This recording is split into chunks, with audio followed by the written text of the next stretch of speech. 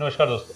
हम लोग बात करना चाहते हैं जो आईएफआरएस एग्जामिनेशन डिप्लोमा आईएफआरएस उसकी एलिजिबिलिटी रिक्वायरमेंट्स क्या है वर्सेस जो सर्टिफिकेट इन आईएफआरएस एग्जामिनेशन है उसके लिए आपके लिए क्या रिक्वायरमेंट्स होगी कि आप ये एग्जामिनेशन दे सकते हैं। ठीक है, तो पहले बात करेंगे हम लोग डिप्लोमा आईएफआरएस जहाँ पर रिक्वायरमेंट्स थोड़ी सी ज़्यादा स्पेसिफिक है।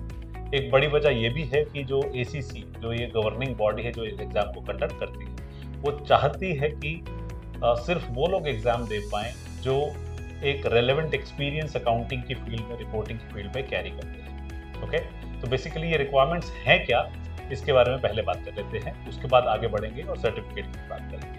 ओके, आईएफआरएस डिप्लोमा एग्जामिनेशन अगर आप 2026 के अंदर प्लान करते हैं, ठीक है, क्योंकि साल में 2 बार एग्जाम दिया जा सकता है, जून और दिसंबर मंथ के अंदर। तो अगर आप मान लीजिए आप जून 2026 के लिए एग्जामिनेशन के लिए अप्लाई करना चाहते हैं तो या तो आप एक क्वालिफाइड अकाउंटेंट हैं एज एन एक चार्टर्ड अकाउंटेंट, राइट, या फिर आप एक एसीसीए क्वालिफाइड हैं, या फिर आप किसी इसी तरह की अकाउंटिंग बॉडी के एक मेंबर हैं। फॉर एग्जांपल इंडिया का जो ICWAI जो इंस्टीट्यूट है, institute of cost and work accountants of India, तो उसके मेंबर्स भी एलिजिबल हो जाते हैं ऑटोमेटिकली।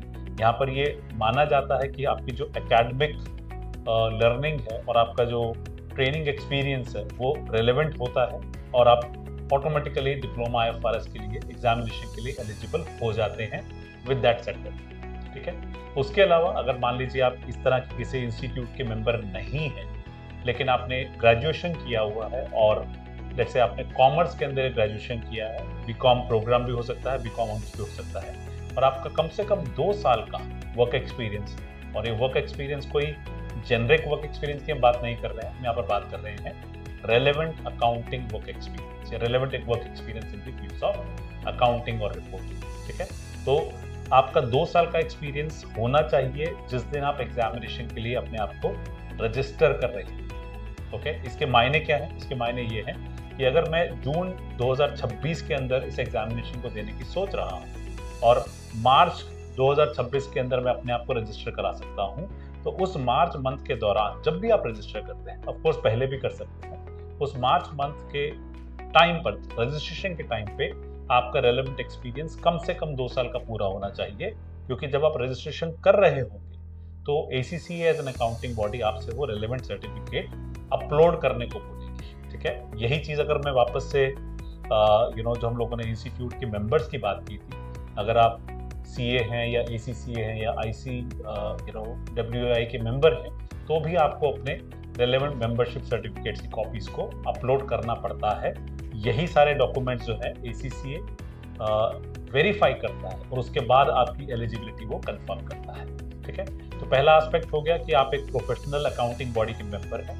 दूसरा एस्पेक्ट है कि आपने बीकॉम फील्ड में ग्रेजुएशन किया है, बीकॉम ऑनर्स या बीकॉम प्रोग्राम के अंदर, और उसके बाद आप 2 साल का रिलेवेंट वर्क एक्सपीरियंस कैरी करते हैं। अगर मान लीजिए इन दोनों में से कोई भी क्राइटेरिया आपका मीट नहीं हो रहा है, राइट, तो एक ऑल्टरनेटिव रूट है जहां पर आप बात करते हैं। मान लीजिए आप आपने लेट्स से BBA किया, राइट, या फिर आपने BA किया और किसी वजह से आपको अकाउंटिंग की फील्ड में काम करना पड़ रहा है और आप उसी फील्ड में अपना करियर बनाना चाहते हैं, राइट, तो आपके लिए जो मिनिमम वर्क एक्सपीरियंस रिक्वायरमेंट है वो 3 साल की हो जाती है, राइट। तो आपको 3 साल का अपना रेलेवेंट एक्सपीरियंस कैरी करना है दोनों ही केसेस में, चाहे आपका 2 साल का वर्क एक्सपीरियंस है या 3 साल का वर्क एक्सपीरियंस है एज अ बीकॉम ग्रेजुएट और अदर देन बीकॉम ग्रेजुएट, तो उस केस के अंदर आपके ये एक्सपीरियंस सिर्फ एक कंपनी से होना जरूरी नहीं है, मोर देन 1 कंपनी से भी आपका एक्सपीरियंस मायने रखता है, लेकिन जो टोटल एक्सपीरियंस है कम से कम 2 या 3 साल का एज एप्लीकेबल वो आपको प्रूव करना पड़ता है। ठीक है, इन सभी केसेस के अंदर जब आप अप्लाई करते हैं इनिशियली ACCA आपके सारे डॉक्यूमेंट्स को चेक करेगा, उसकी अगर कोई क्वेरीज होती हैं, उसकी अगर कोई फर्दर रिक्वायरमेंट होती है, अगर उसको लगता है कि और उससे डिटेल्स चाहिए तो आपको वो डिटेल्स भी सबमिट करनी पड़ती है। ठीक है, एक इंपॉर्टेंट पॉइंट है समझने के लिए, जब आप अपना एक्सपीरियंस सर्टिफिकेट सबमिट कर रहे होते हैं, ठीक है, तो कई बार ऐसा होता है कि आप अकाउंटिंग फील्ड में काम तो कर रहे हैं लेकिन आपका जो डेजिग्नेशन है वो क्लियरली मेंशन नहीं करता। ओके, हो सकता है कि आपकी कंपनी के अंदर आपका डेजिग्नेशन एग्जीक्यूटिव लिखा गया है, राइट। अब एग्जीक्यूटिव इन अकाउंट्स है वो ठीक है, लेकिन कहीं पे अगर क्लियरली मेंशन नहीं है तो ये प्रॉब्लम आ सकती है कि ACCA आपकी जो एप्लीकेशन है वो रिजेक्ट कर सकता है या फिर आपको एक फर्दर सर्टिफिकेट जमा कराने के लिए बोल सकता है कि आप ये प्रूव कीजिए, एस्टैब्लिश कीजिए कि आप रेलेवेंट एक्सपीरियंस कैरी करते हैं। ठीक है, क्योंकि एग्जामिनेशन की रिक्वायरमेंट है। बहुत सारे लोग जो एग्जामिनेशन देने का सोचते हैं, क्योंकि नेचुरली बहुत पॉपुलर एग्जामिनेशन है, रेलेवेंट एग्जामिनेशन है आज के समय के अंदर, तो वहां पर eligibility becomes an important question. तो इस चीज का हमेशा ध्यान रखिएगा, राइट। ये तो बात हुई डिप्लोमा IFRS के एलिजिबिलिटी को लेकर। अब यही बात करते हैं सर्टिफिकेट इन IFRS एग्जामिनेशन की एलिजिबिलिटी को लेकर के। अब ये जो सर्टिफिकेट IFRS का एग्जामिनेशन है वो आप कभी भी दे सकते हैं। इसके लिए कोई फॉर्मल एजुकेशनल रिक्वायरमेंट या एक्सपीरियंस रिक्वायरमेंट नहीं होती।